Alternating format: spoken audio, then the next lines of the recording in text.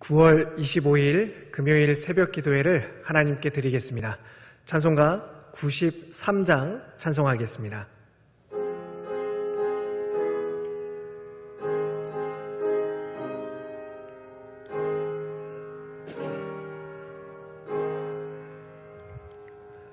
예수는 나의 힘이요 내 생명 되시니 구주 예수 떠나 살면 죄 중에 빠지리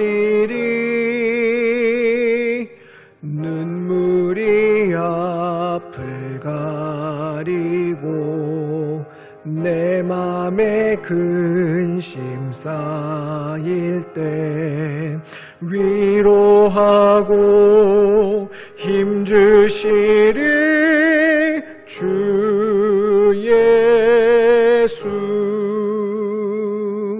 예수는 나의 힘이요 내 친구 되시니 그네를 간구하면 풍성히 받으리 햇빛과 비를 주시니 주수할 곡식 많도다 귀한 열매 주시느니 주 예수. 예수는 나의 힘이요 내 기쁨 되시니 그 명령을 준행하여 늘 충성하겠네. 주야로 보호하시며 바른 길 가게 하시니 의지하고 따라가리 주 예수. 예수는 나의 힘이요 내 소망 되시니 이 세상을 떠나갈 때 곧 영생 얻으리 한없는 복을 주시고 영원한 기쁨 주시니 나의 생명 나의 기쁨 주 예수. 아멘. 하나님께서 오늘 우리에게 주시는 말씀은 레위기 23장 1절에서 3절까지 말씀입니다. 레위기 23장 1절에서 3절 같이 읽겠습니다. 여호와께서 모세에게 말씀하여 이르시되 이스라엘 자손에게 말하여 이르라. 이것이 나의 절기들이니 너희가 성회로 공포할 여호와의 절기들이니라. 엿새 동안은 일할 것이요 일곱째 날은 쉴 안식일이니 성회의 날이라. 너희는 아무 일도 하지 말라. 이는 너희가 거주하는 각처에서 지킬 여호와의 안식일이니라. 아멘. 레위기 23장은 절기에 대한 상세한 설명들을 기록하고 있습니다. 앞선 하나님의 거룩하심에 합당한 이스라엘 백성들의 삶, 그리고 하나님의 거룩하심에 합당한 제사장과 제물에 대한 설명과 오늘 우리가 살펴볼 절기는 어떤 연관성이 있을까요? 앞선 설명이 거룩한 백성, 거룩한 제사장, 거룩한 제물에 관한 내용이었다면 본문에 직접 언급하지는 않았지만 절기는 거룩한 시간에 대한 설명이라고 할 수가 있습니다. 그러면 오늘 말씀의 주제도 아마 유추해 보실 수가 있을 것 같습니다. 앞에서 설교했던 주제들이 거룩한 백성으로 사는 것이 어떻게 사는 것인가, 또 거룩한 예배란 어떻게 예배하는 것인가 였으니까 오늘 말씀의 주제는요, 거룩한 시간은 언제인가 라고 하면 되겠지요. 먼저 질문을 하면서 시작을 해보겠습니다. 성도님들, 하루 중 거룩한 시간은 과연 언제일까요? 하루를 시작하는 아침이 하루 중 거룩한 시간일까요? 아니면 큐티나 혹은 기도하는 시간이 하루 중 거룩한 시간일까요? 또요, 일주일 중 거룩한 요일은 어떤 요일일까요? 난이도가 조금 올라갔죠? 구약의 안식일인 토요일일까요? 아니면 우리가 지키는 주일이 일주일 중 가장 거룩한 요일일까요? 안식일교나 유대교는 여전히 구약의 안식일이 거룩한 날이라고 여겨서 지금도 토요일을 거룩한 날, 안식일로 지키고 있지요. 그러면요, 난이도를 조금 더 올려서 마지막으로 1년 중 거룩한 날은 언제일까요? 새해를 시작하는 1월 1일일까요?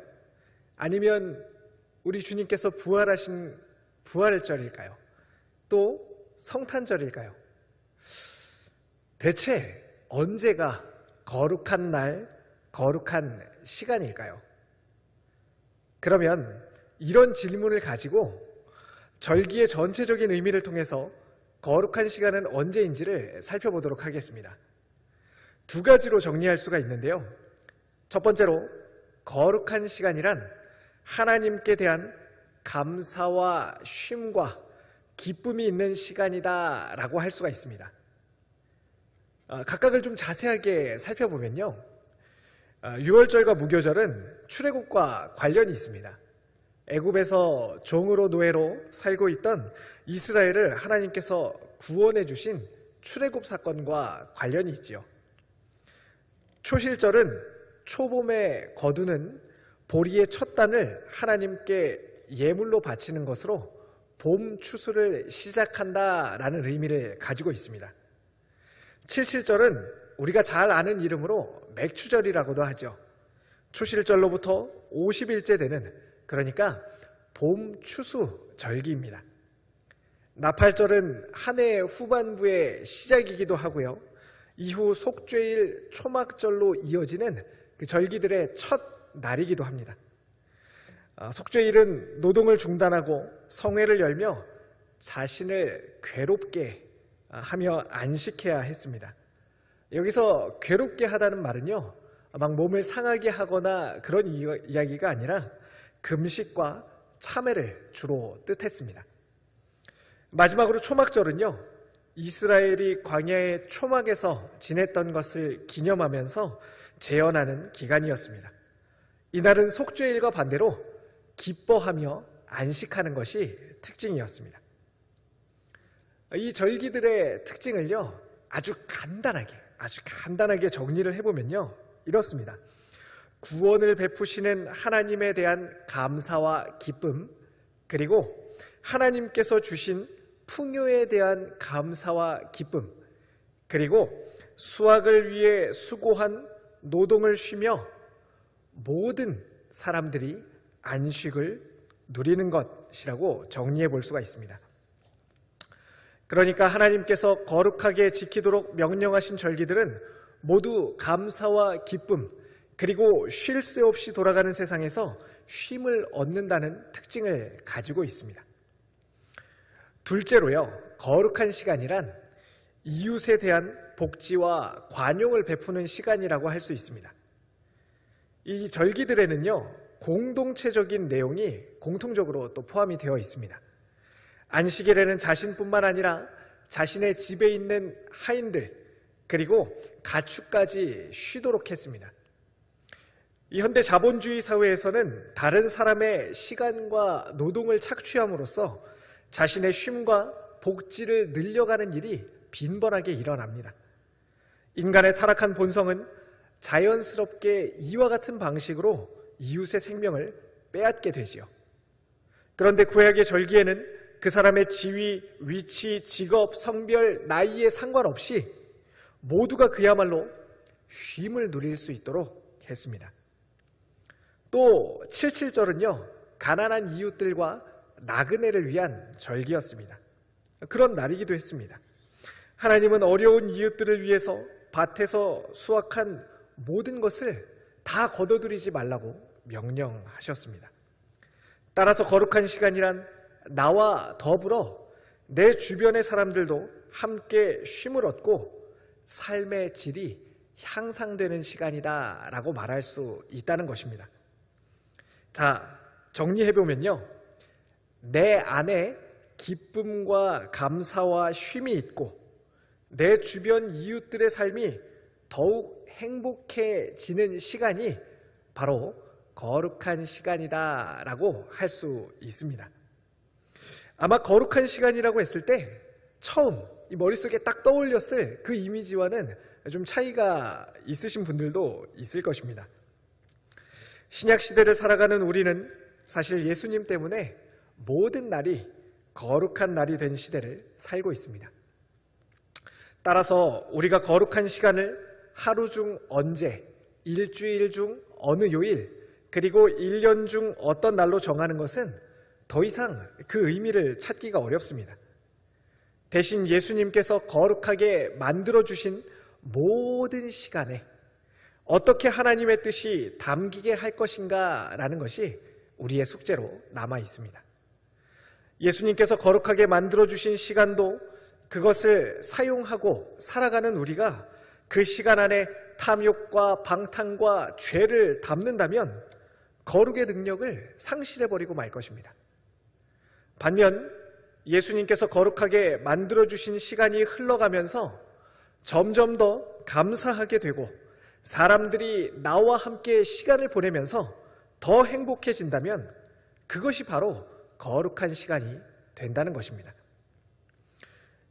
예수님과 시간을 보냈던 많은 사람들이 회복되고 고침받고 기뻐하며 용기를 얻었던 것처럼 말입니다. 사랑하는 성도님들, 오늘 내게 주어진 이 하루라는 시간 동안에 기쁨과 감사를 담으시기를 바랍니다. 하루라는 시간 안에 이웃 사랑을 담으시기 바랍니다. 이렇게 우리의 하루가 거룩한 시간으로 가득 채워지는 복된 하루가 되기를 간절히 축원합니다. 기도하겠습니다. 하나님, 오늘도 우리에게 주님의 피값으로 거룩하게 만드신 이 귀한 시간을 허락하여 주시니 감사합니다. 하나님, 이 시간 안에 주님의 뜻을 저희도 본받아서 이웃을 사랑하고 하나님께 감사하는 그런 감사로 이 하루가 채워질 수 있도록 우리에게 은혜를 허락해 주시옵소서. 하나님, 우리의 타락한 본성을 쫓는 것이 아니라 하나님의 뜻을 따라 우리의 시간을 아름답게 가꾸고 채워갈 수 있도록 해 주시옵소서. 예수님의 이름으로 기도합니다. 아멘. 하늘에 계신 우리 아버지여, 이름이 거룩히 여김을 받으시오며 나라가 임하시오며 뜻이 하늘에서 이루어진 것 같이 땅에서도 이루어지리이다. 오늘 우리에게 일용할 양식을 주시옵고 우리가 우리에게 죄 지은 자를 사하여 준 것 같이 우리 죄 사하여 주시옵고 우리를 시험에 들게 하지 마시옵고 다만 악에서 구하시옵소서. 나라와 권세와 영광이 아버지께 영원히 있사옵나이다. 아멘. 오늘 말씀을 기억하시며 또 우리의 이웃들을 위해서, 특별히 주변에 어려움을 겪고 있는 이웃들이 있다면 이웃들을 위해서 또 다락방의 순원들을 위해서 기도해 주시기를 바랍니다. 교회와 나라와 민족을 위해서 함께 기도하겠습니다.